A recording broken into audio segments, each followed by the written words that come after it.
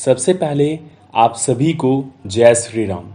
जैसा कि आप लोगों को मैंने पहले भी बताया था कि अब से हमारे चैनल में ओकेजनल वीडियोस भी आएंगे और हमेशा मैं मोटिवेशनल वीडियोस लेकर के आता ही हूँ आप बच्चों के लिए, आप सभी युवाओं के लिए भी। ये भी एक तरह से प्रेरणादायक वीडियो ही है, ठीक है। तो इसे अंत तक जरूर देखेंगे। जैसा कि हम लोग जानते हैं, रामचरितमानस में भगवान श्री राम के चरित्र का तुलसीदास ने बखान किया है।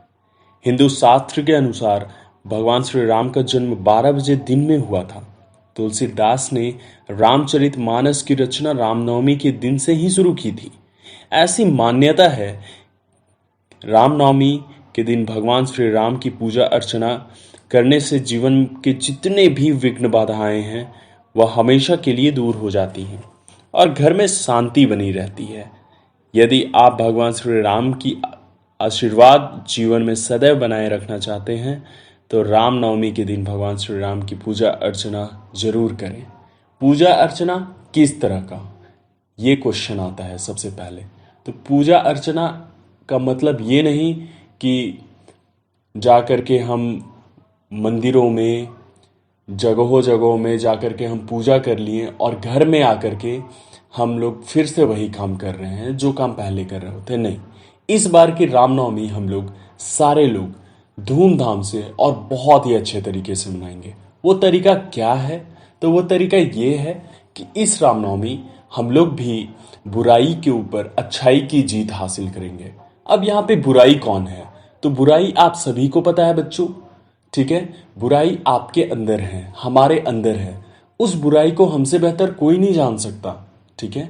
उसी तरीके से हर लोग इस संसार में अपनी अपनी बुराइयां, अपनी गलतियां हर लोग जानते हैं। लेकिन इस बार इस रामनवमी हमें करना क्या है? इस रामनवमी हमें उन गलतियों को, उन बुरी आदतों से छुटकारा पाना है। समझ में आ रही है बातें?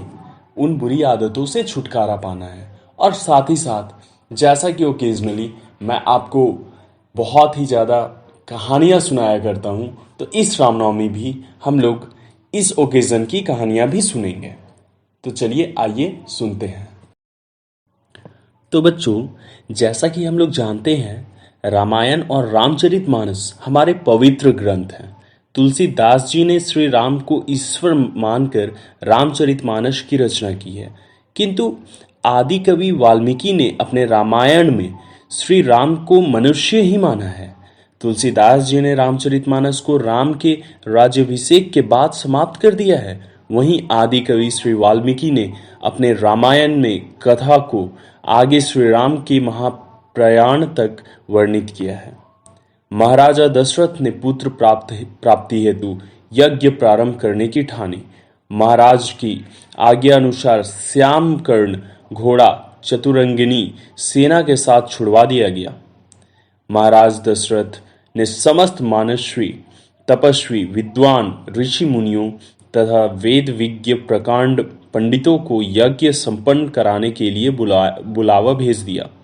निश्चित समय आने पर समस्त अभ्यागतों के साथ महाराज दशरथ अपने गुरु वशिष्ठ जी तथा अपने परम मित्र अंग देश के अधिपति लोभपाद के जमाता रिंग ऋषि को लेकर यज्ञ मंडप में पधारे। इस प्रकार महान यज्ञ को विधिवत शुभारंभ किया गया। संपूर्ण वातावरण वेदों और ऋचाओं के उच्च स्वर में पाठ से गूंजने तथा समिधा की सुगंध से महकने लगा। समस्त पंडितों, ब्राह्मणों, ऋषियों आदि को यथोचित धन, धान्य, गौ आदि भेंट कर के सादर विदा करने के साथ यज्ञ की समाप्ति हुई। राजा दशरथ ने यज्ञ के प्रसाद चरा, जिसे खीर कहते हैं आज के समय में, को अपने महल में ले जाकर अपनी तीनों रानियों में वितरित कर दिया। प्रसाद ग्रहण करने के परिमाण स्वरूप तीनों रानियों ने गर्भ धारण किया। जब चैत्र मास की शुक्ल पक्ष की 9वीं तिथि को पुनर्वसु नक्षत्र में सूर्य, मंगल, शनि, बृहस्पति तथा शुक्र अपने अपने उच्च स्थानों में विराजमान थे, कर्क लग्न का उदय होते ही महाराज दशरथ की बड़ी रानी कौशल्या के गर्भ से एक शिशु का जन्म हुआ, जो कि नील वर्ण चुंबकीय आकर्षण वाले अत्यंत तेजोमय परम कांतिवान तथा अत्यंत सुंदर था। उस शिशु को देखने वाले देखते रह जाते थे। इसके पश्चात शुभ नक्षत्रों और शुभ घड़ी में महारानी कैकेयी के एक तथा तीसरी रानी सुमित्रा के दो तेजस्वी पुत्रों का जन्म हुआ। संपूर्ण राज्य में आनंद मनाया जाने लगा। महाराज के चार पुत्रों के जन्म के उल्लास में गंधर्व गान करने लगे और अप्सराएं नृत्य करने लगीं। देवता अपने विमानों में बैठकर पुष्प वर्षा करने लगे। महाराज ने उन्मुक्त हस्त से राजद्वार पर आए भाट चारण तथा आशीर्वाद देने वाले ब्राह्मणों को और याचकों को दान दक्षिणा दी। पुरस्कार में प्रजाजनों को धन धान्य तथा दरबारियों को रत्न आभूषण प्रदान किए गए। चारों पुत्रों का नामकरण संस्कार महर्षि वशिष्ठ के द्वारा किया गया तथा उनके नाम रामचंद्र, भरत, लक्ष्मण और शत्रुघ्न रखे गए। आयु बढ़ने के साथ ही साथ रामचंद्र गुणों में भी अपने भाइयों से आगे बढ़ने तथा प्रजा के अत्यंत लोकप्रिय होने लगे। उनमें अत्यंत विलक्षण प्रतिभा थी, जिसके परिमाण स्वरूप अल्प काल में ही वे समस्त विषयों में पारंगत हो गए। उन्हें सभी प्रकार के अस्त्र शस्त्रों को चलाने तथा हाथी घोड़े एवं सभी प्रकार के वाहनों की सवारी में उन्हें असाधारणता निपुणता प्राप्त हो गई। वे निरंतर माता पिता और गुरुजनों की सेवा में लगे रहते थे। उनका अनुसरण शेष तीन भाई भी करते थे। गुरुजनों के प्रति जितनी श्रद्धा भक्ति इन चारों भाइयों में थी, उतना ही उनमें परस्पर प्रेम और सौहार्द भी था। महाराज दशरथ का हृदय अपने चारों पुत्रों को देखकर गर्व और आनंद से भर उठता था।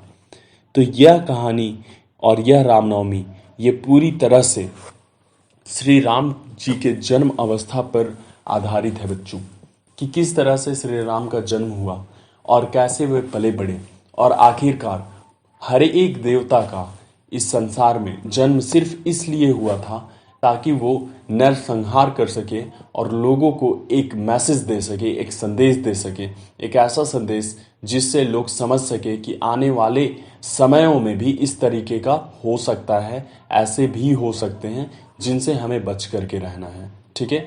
और अंत में विजय की प्राप्ति होती है। किसके ऊपर विजय की प्राप्ति? विजय की प्राप्ति हमेशा साधारण व्यक्ति की नहीं हो सकती, असाधारण व्यक्ति की नहीं हो सकती, देवताओं की होती है। मतलब कहने का मतलब है विजय आपकी भी हो सकती है, देवता आप भी हो। किसके देवता आप हो? आप अपने देवता आप हो। ठीक है। आप खुद के ऊपर विजय हासिल करो। खुद के ऊपर विजय कैसे हासिल करेंगे? तो अपनी बुराइयों के ऊपर जीत हासिल करके। यही सबसे बड़ा मैसेज है आज का बच्चों।